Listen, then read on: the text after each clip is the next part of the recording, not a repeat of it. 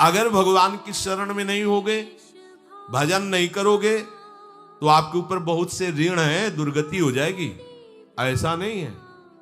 आप यहां भी तो देखो ना, आपके मकान, आपका व्यापार, सब कुछ आपका कहा जाता है, लेकिन सब कुछ सरकार का है। हर चीज का टैक्स देना पड़ेगा तुम्हें। पानी का भी टैक्स देना पड़ेगा, मकान का भी टैक्स देना पड़ेगा, और तुम भी जो करोगे वो पैसा दो सरकार को। टैक्स तुम ऐसे फ्री थोड़ी जा नहीं होता, देना पड़ता है ना। आप मान लो नौकरी कर रहे हो कि हमारी नौकरी करे, तो उसमें सरकारी टैक्स कटेगा आपका, क्योंकि आप सरकारी आदमी हो, भारत देश के वासी हो। ऐसे ही ये टैक्स लगे हुए हैं सरकारी भी, मातृ ऋण, पितृ ऋण, ऋषि ऋण, ये टैक्स है। ऐसा नहीं कि तुम कमाओ खाओ और इसके बाद मर के जाओ स्वर्ग मिलेगा। टैक्स चुकाओ। ये मनुष्य शरीर मिला, इन ऋणों से मुक्त हो। अगर नहीं हुए तो अभी तुम्हें दुर्गति होगी। आप देखो, जब कभी ऐसी सूचना मिलती कि अमुक आदमी का अमुक धन पकड़ा गया, तो इनाम दिया जाता है क्या कि इतना कमा लिया? सजा दी जाती है।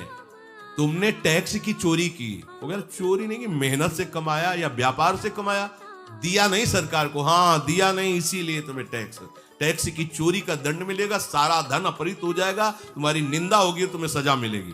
बोलो मिलती है नहीं? ऐसे ही ये लड़का, बच्चा, पत्नी, पुत्र, परिवार जो भी है, ये सब श्री भगवान का तुम्हें टैक्स देना है। क्या टैक्स देना है? भगवान की शरण होकर उनका सुमिरन करो, सारे ऋणों से वो मुक्त कर देंगे। एकादश स्कंद में कहा है, मेरा भजन करने वाले का कोई ऋण नहीं रह जाता। और नहीं तो महाभारत में ही प्रसंग आता है, एक जरत्कारु नाम के ब्रह्म ऋषि थे। ऋषि और भक्त में बड़ा अंतर होता है। वो तपस्या प्रधान, जैसे दुर्वासा ऋषि तपस्या प्रधान थे, वो बाल ब्रह्मचारी और तपस्या से युक्त एक दिन भ्रमण कर रहे थे, तो आवाज आई, मेरी रक्षा करो, मेरी रक्षा करो। तो उस आवाज की तरफ बढ़े तो देखा कुएं में उल्टा लटके हुए हैं बहुत से ऋषि, और एक केवल तंतु है, एक केवल तंतु है जिसमें दो चूहे लगे हुए, उसको भी काट रहे हैं, एक काला और एक श्वेत। तो उन्होंने देखा और दयालु हो गए कि ऋषियों, मैं तुम्हारी कैसे रक्षा कर सकता हूं? तो उन्होंने कहा कि ये जो दो चूहे हैं रात और दिन हैं, और जो हम लोग हैं ये तुम्हारे पितर हैं। ये चूहे तुम्हारी आयु को काट रहे हैं, एक तंतु हमारे कुल में केवल तुम ही हो, और तुमने तपस्या की ठान ली, ब्याह किया नहीं, गृहस्थ धर्म में गए नहीं, पुत्र हुआ नहीं, तो तपस्या में, भक्ति में एक दम है कि सब ऋणों से मुक्त कर देगी। ये बात ध्यान रखना, तपस्वी अलग है, भक्त अलग। इसलिए पीछे चर्चा आई थी कि तपस्वियों से भी अधिक, ज्ञानियों से भी अधिक, कर्मकांडियों से भी अधिक वो मेरा भक्त योगी होता है। तुमने तो ब्याह किया नहीं, तो अब ये तंतु रात दिन तुम्हारे जीवन को काट रहे हैं, जहां तुम खत्म हुए हम सब नरक में गिर जाएंगे। पितरों ने कहा, तुम पितर ऋण से युक्त हो, मुक्त तभी होगे जब ऐसा करो। वो दृश्य खत्म, अंतर ध्यान हो गया। वो बड़े दुखी हुए कि क्या करें।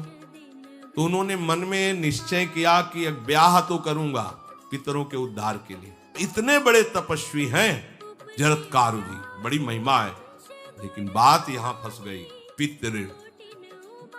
उन्होंने मन में निश्चय किया कि कोई आके अपनी कन्या दे दे और उसका भी नाम जरत्कारु हो।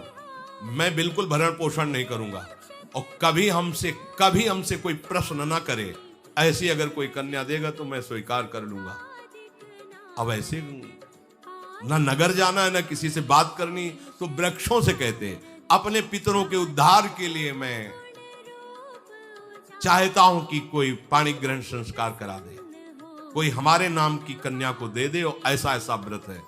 ऐसा ही बोल रहे थे, वासुकी नाग उपस्थित हो गए, और उनकी बहन का भी नाम जरत्कारु था। उन्होंने कहा, सुनिए महाराज, मैं नागराज वासुकी हूं, सब देव रूप में, तो ऐसे नहीं सांप वैसे वाले देव रूप, सुंदर कन्या जरत्कारु।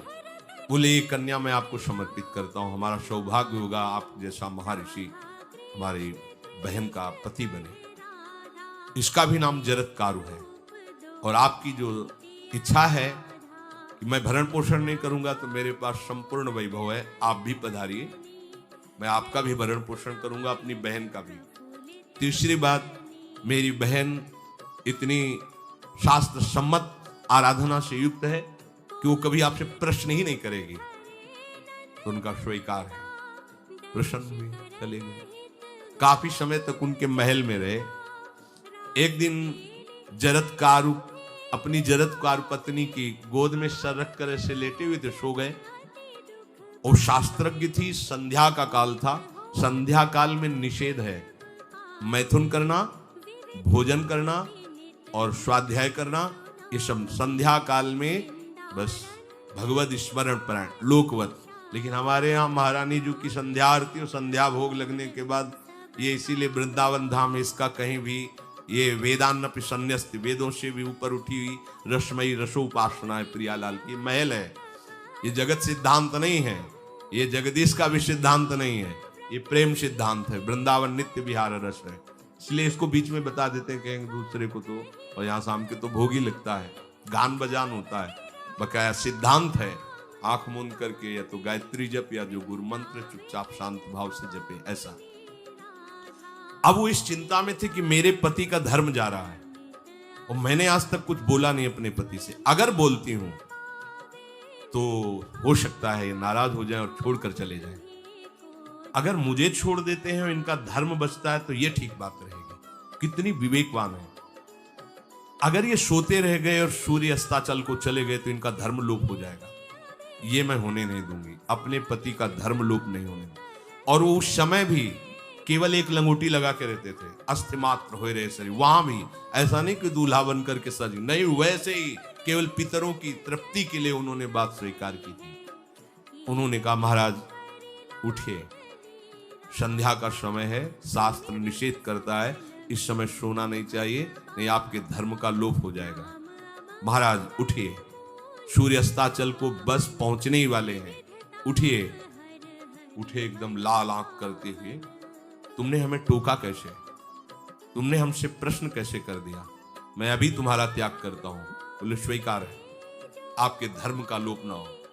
कहीं सूर्य अस्ताचल को चले गए, आपने अर्घ नहीं दिया तो जीवन भर की आपकी उपासना में कलंक लग जाएगा कि आपने संध्या काल में शयन करते हुए सूर्य आराधना नहीं की, आपके धर्म का लोप हो जाए। बड़ा सूक्ष्म धर्म का विषय।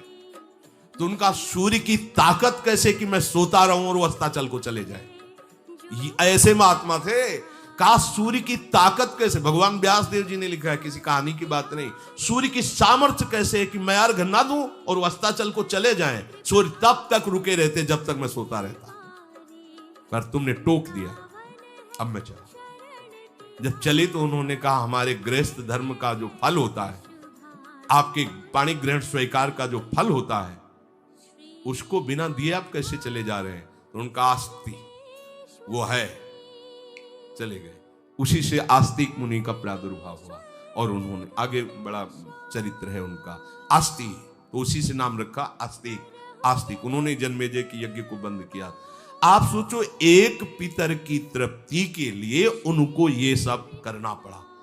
और श्री हरिशरणम और निरंतर भजन, तो मातृण पितृण देवऋण ऋषि ऋण सब ऋणों से उपासक मुक्त होकर के परम धाम को जाता है। एकमात्र भगवदास है। पर ये मूढ़ जन इस बात को नहीं जान पाते हैं।